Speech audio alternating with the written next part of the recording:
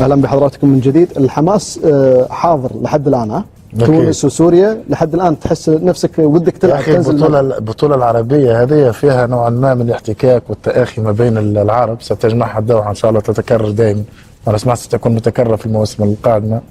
يمكن كحماس يمكن اكثر من كاس افريقيا. نعم اكثر من كاس افريقيا. نعم كحماس الجماهير خاصه البطوله الاولى، يعني انت اليوم ستسمح لك الفرصه لاحتكاك منتخبات شقيقه عربيه. صحيح. كاس افريقيا بعض الاحيان لا تسمح لك ان تلعب ضدهم، يعني صحيح. مستويات عاليه والجو شمال أفريقيا. والجماهير. نعم والجو العام وكمان نجم الشوط الاول في المباراه لعيب عربي.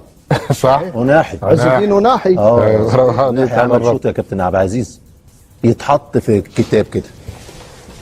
هو سجل الهدف والهدف ملعوب، انما هو اللي عامل الفارق وشكل كويس لجيرونا، لانه كمحطه اساسيه بالنسبه للفريق في نص الملعب. الفريق عمق.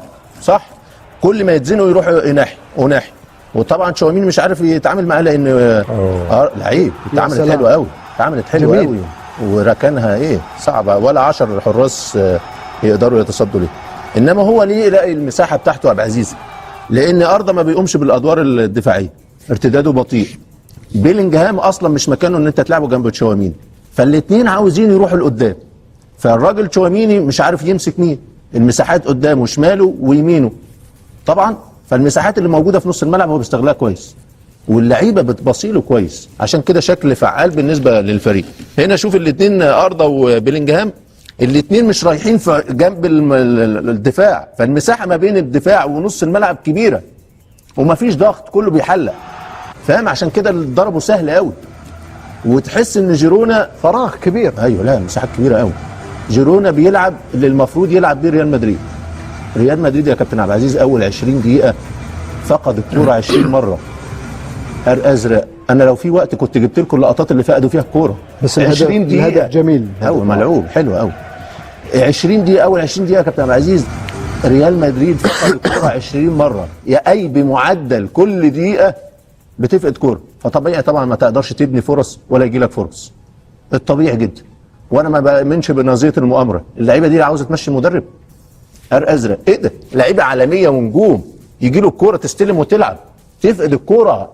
ريال مدريد فقد الكوره، انا اسف ان انا بتكلم على ريال مدريد كده. ريال مدريد فقد الكوره في اول 20 دقيقه 20 مره. 20 مره.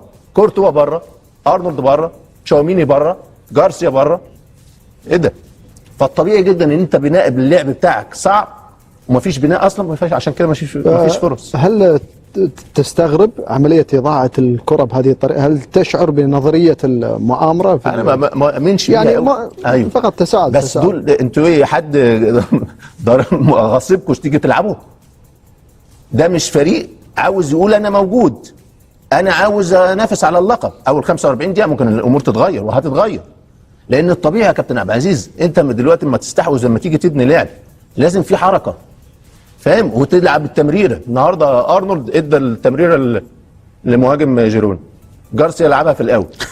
والله العظيم انا لو في وقت كنت جبت اللقطات، بس عشان حاتم يتكلم. نعم.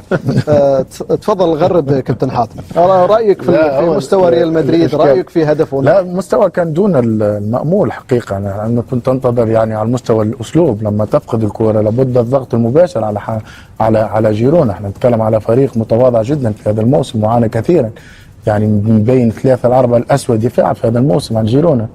يعني اصلا ولما مشاهد الهدف ستشاهد ان الكل يعني يتمشى في الملعب، ليس هنالك ضغط على حامل الكره، يعني جيرونا يخرج من تحت الضغط بدون اي اشكال. وهذا المشكل، الكل لابد ان يلتزم بالادوار الدفاع. يعني من العيب ان يمنح فريق جيرونا هذه المساحه. لا يوجد ضغط، لا على الطرف ولا لاحظ. وناحي تحرك، وبرافو وناحي لعب شوط اول ممتاز للغايه، وامكانياته كبيره جدا هذا اللاعب، واتمنى ان ينتقل الى فريق يسمح له بان يظهر امكانياته افضل من جيرونا. وان كان جيرونا يعني في الموسم الماضي كان جيد، لكن قدم شوط اول والهدف. لكن نتكلم اذا انت تمنح فريق الخصم ان يلعب، فاكيد انه سيجد مساحات وسيجد الامكانيات للتسديد على المرمى. وناحي هذه ليست التسديده الاولى، سدد مرتين او 3 على المرمى، لكن وفق في هذا التسديد. اضافه الى، انا اريد ان اعرف لماذا لعب جارسيا ولم يلعب كاريرس؟ انا اريد ان اعرف ما الدافع ان يلعب داير؟ كم من عرضيه قام بها؟ كم من صعود سليم قام به. يعني تعرف دور الظهير لما يكون موجود، احنا نتكلم عن ريال مدريد، الظهير الايمن والايسر، حتى ارنولد يدخل يلعب الملعب وكذا. انا يمكن اصابه ضرت به قليلا ارنولد، لكن الظهير اقل شيء في شوط لابد يكون ما بين 7 8 كروسات على الطرف الايمن والطرف الايسر. فهذا انا ارى اشكالي. وسط ميدان انا تكلمت به مرتين او ثلاثه قبل المباراه، ضعيف في بناء الهجمه، ضعيف جدا في بناء الهجمه. نعم. واتمنى ان يكون بمعنى انه لدى مدريد القدره على جلب لاعب لديه امكانيات يعني كبيره. سامحني. لا برافو عليك. برافو عليك. نزيد بعد فاصل قصير.